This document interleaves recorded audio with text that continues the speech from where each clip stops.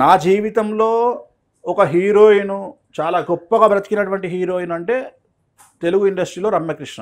అవును, అద్భుతం.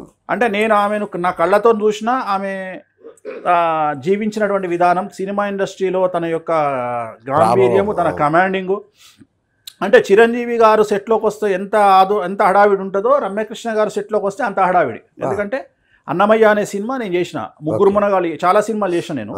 So Annamayya set ఇన్ఛార్జ్గా పనిచేసిన కాబట్టి నాకు రమ్యకృష్ణ గారు వచ్చినప్పుడు ఎలా ఉంటుంది అనేది తెలుసు సెట్లో. అలాగే చిరంజీవి గారు ముగ్గురు మునగాలు చేసినప్పుడు కొన్ని సెట్లలో ఆమె పనిచేసినప్పుడు ఒక హీరోయిన్కు ఇంత గొప్పగా ఉంటుందా అంటే అప్పటి వరకు నేను చూసేవాడిని. ఎంతసేపు చిరంజీవి గారు వస్తే బాలేబాబు, ఇప్పుడు పెద్ద ఎన్టీఆర్ గారు సీఎంగా ఉన్నప్పుడు బాలేబాబుని చూసినప్పుడు ఆయన ఎంబడి దగ్గర 40 మంది ఎస్పీజీ కమాండోస్ ఉండేవాళ్ళు.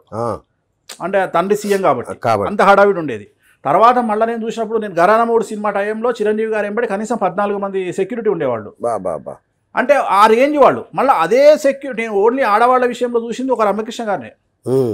అంటే అలాంటి వారితోని మనం ట్రావెల్ చేసి అలాంటి వారితోటి ముందుకెళ్ళినటువంటి నేను, వీళ్ళు ఏమనుకుంటారంటే నిన్న మొన్న 2006లో సోషల్ మీడియా వచ్చింది, వేణుస్వామి సోషల్ మీడియా 2006 నుండి కనుక పేరు తెచ్చుకుంటేమో అనుకుంటారు. మీ చిన్నప్పటి ఫోటోలు ఇప్పటికి ఇవాళ కూడా ఒకటి చూసాను. ఆపద్ బాంధవుడు సినిమా ముహూర్తము ఇప్పుడు 30 ఇయర్స్, ముగ్గురు మనగాళ్ళు. సో అట్లనే ఇందాక మనం మాట్లాడుకున్నాము ఒక సినిమా గురించి, డియర్ బ్రదరు కృష్ణ గారిది.